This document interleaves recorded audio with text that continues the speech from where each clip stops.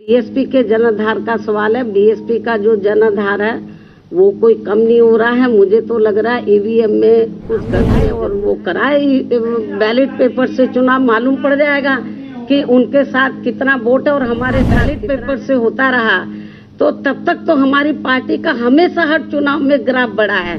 सीटें भी बड़ी कमाल है और कुछ नहीं है, कुछ दाल में काला है। इसको लेकर हम लोग माननीय सुप्रीम कोर्ट की पर्चियां टैली होनी चाहिए, मालूम पड़ जाएगा। फिर उसको भी ये करने के लिए तैयार नहीं है। और मेरा तो यही कहना है कि जहां तक बीएसपी के जनाधार का सवाल है, बीएसपी का जो जनाधार है वो कोई कम नहीं हो रहा है। मुझे तो लग रहा है ईवीएम में कुछ गड़बड़ी जरूर है। आशंकाएं किस्म किस्म की पैदा हैं। और नहीं तो मुख्य चुनाव आयोग और सेंटर की गवर्नमेंट सामने आए और वो कराए बैलेट पेपर से चुनाव, मालूम पड़ जाएगा कि उनके साथ कितना वोट है और हमारे साथ कितना है। आप लोगों को मैं ये बताना चाह रही हूँ, आप लोग मेरी बात की तरफ थोड़ा ध्यान दें कि जब से बीएसपी बनी है, 14 अप्रैल 1984 को बीएसपी का गठन किया गया था।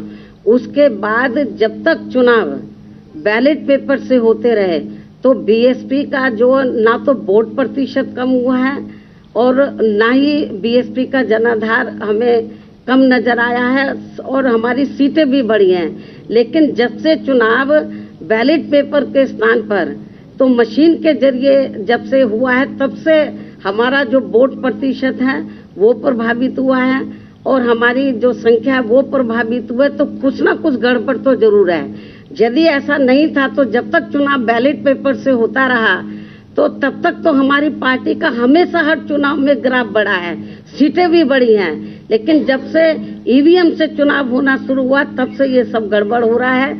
अब तो हमारे जनाधार पे भी असर पड़ा है।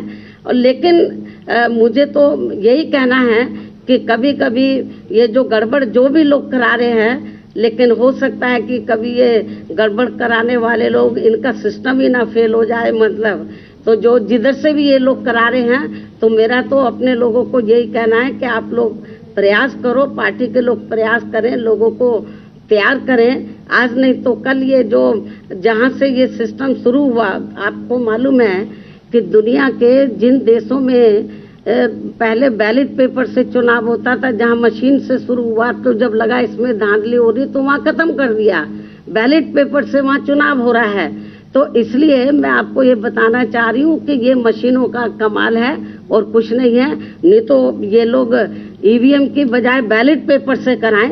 तो आप रिकॉर्ड उठा के बीएसपी का देख लो, जब तक बैलेट पेपर से चुनाव होता रहा, हमारा हर चुनाव के अंदर हमारी पार्टी का जनाधार बढ़ा है और वोट का प्रतिशत बढ़ा है और सीटें बढ़ी हैं। और जब से ये मशीनें आई हैं तब से ये गड़बड़ हुआ है। जरूर कुछ दाल में काला है। और इसको लेकर हम लोग माननीय सुप्रीम कोर्ट में भी गए। ऐसा नहीं है हमारी पार्टी गई, और भी पार्टियां गई मतलब। लेकिन उसके बाद उन्होंने कहा कि हम पर्ची सिस्टम वो भी गड़बड़ है, बोलते 4-5 पर्ची निकाल लेंगे। ऐसा नहीं है, ये ठीक सिस्टम नहीं है। बल्कि जब ये वोटिंग मशीन में वोट पड़ा है तो उससे जो पर्चियां, उससे पूरी की पूरी पर्चियां टैली होनी चाहिए, मालूम पड़ जाएगा। फिर उसको भी ये करने के लिए तैयार नहीं है ये। तो इसलिए ये जो आपने सवाल पूछा है, ये केवल ईवीएम का कमाल है और कुछ नहीं।